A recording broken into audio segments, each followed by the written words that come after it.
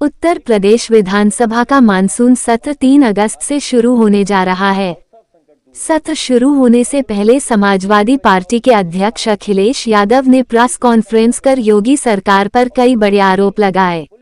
इस दौरान शिवपाल यादव समेत सपा के सभी विधायक मौजूद रहे। अखिलेश यादव ने कहा कि समाजवादी पार्टी विधानसभा में जनता से जुड़े सभी अहम मुद्दे उठाएगी। उन्होंने आरोप लगाया कि प्रदेश में 26,000 से ज्यादा सरकारी स्कूल बंद या मर्ज किए गए हैं, जिससे करीब 28 लाख बच्चों का नामांकन कम हो गया है।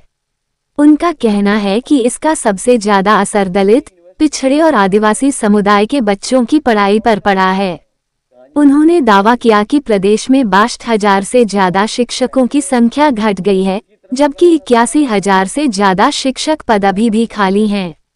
सरकार नई भर्तियां नहीं कर रही है। अखिलेश ने कहा कि उनका पीडी ऑडिट अंक 4 प्रदेश की शिक्षा व्यवस्था की बदहाली का दस्तावेज है। किसानों के मुद्दे पर भी अखिलेश यादव ने सरकार को घेरा। उन्होंने आरोप लगाया कि किसानों को खाद की पूरी बोरी नहीं मिल रही, जबकि डीजल और पेट्रोल की बढ़ती कीमतों से खेती की लागत लगातार बढ़ रही है। उन्होंने किसानों की कर्ज माफी और आलू किसानों को उनकी फसल का उचित दाम दिलाने की मांग की। अखिलेश यादव ने कहा कि समाजवादी पार्टी विधानसभा में बेरोजगारी, भ्रष्टाचार, एक्सप्रेसवे, बिजली की बढ़ी हुई दरों और राम मंदिर चढ़ावा चोरी के मामले को भी उठाएगी।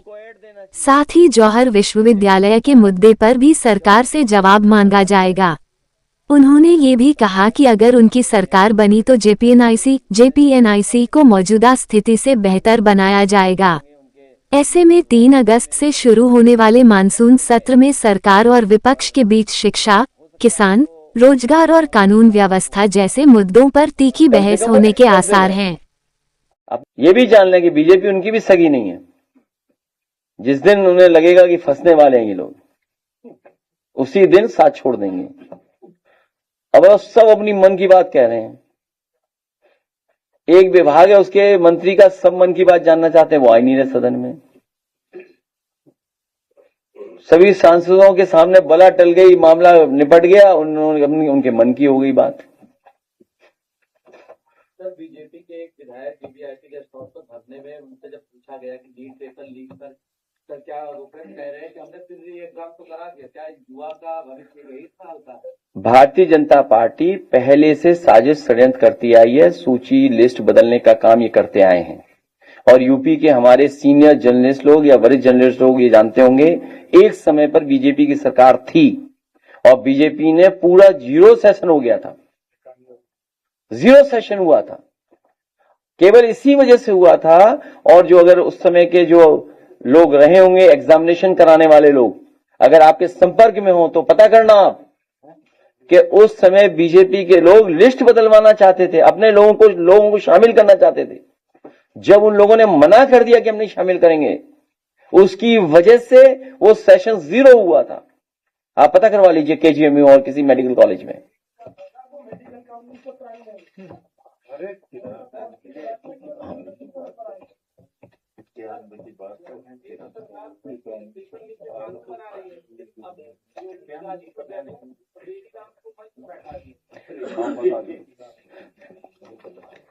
वो इसलिए बैठाएं कि उन्हें भविष्य में और पेपर लीक कराने पड़ेंगे। 20 हो चुके हैं पेपर लीक, 10 साल में 20।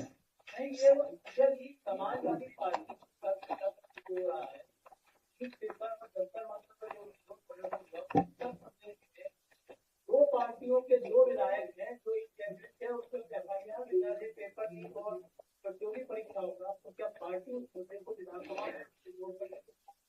वो मुद्दा तो उठेगा ही उठेगा। और उत्तर प्रदेश के जेनजी और अल्फा भी देख रहे हैं कि जो पेपर लीक करते हैं वही सरकार में बैठे हुए लोग हैं।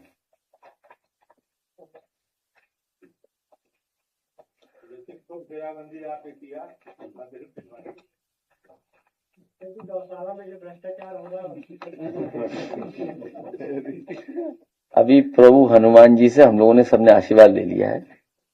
ये वही हैं जिनके साथ क्या व्यवहार किया था, याद है आपको? याद है? और ये एफआईआर किस पे लिखा रहे हैं अभी लोकसभा में? समाजवादियों पर।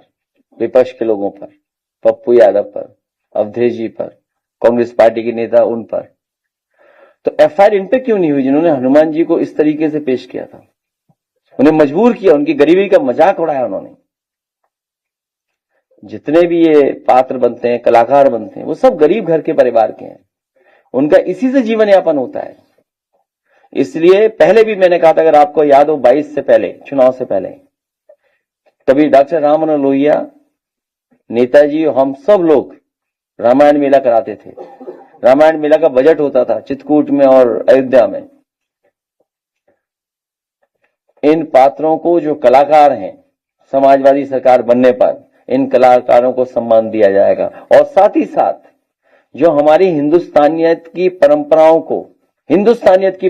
को जो बढ़ावा देते हैं, जो भाईचारा, जो बंधु राष्ट्र बनाने के पक्ष में है, ऐसे कलाकार और ऐसे लोग, बुद्धिजीवी, कोई भी होगा, उन्हें हम लोग सम्मान राशि से जोड़ने का काम करेंगे। जिस तरीके से कभी समाजवादी सरकार में यश भारती हर वर्ग के लोगों को, चाहे वो शायर रहे हों, चाहे वो कवि रहे हों, चाहे वो कलाकार रहे हों, चाहे खिलाड़ी रहे हों, चाहे संस्कृति से जुड़े हुए लोग रहे हों, उन सबको सम्मान राशि दिया करते थे।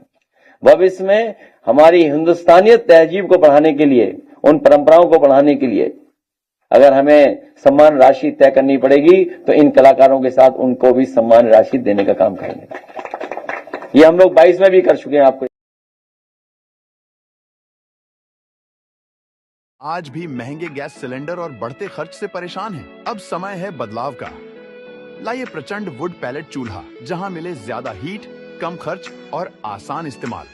बायोमास ईंधन से चलता है ये चूल्हा, जिससे 50% से अधिक की बचत, कम प्रदूषण और बेहतर पर्यावरण मिलता है। स्वदेशी ऊर्जा का सही चुनाव, आत्मनिर्भर भारत की ओर एक कदम।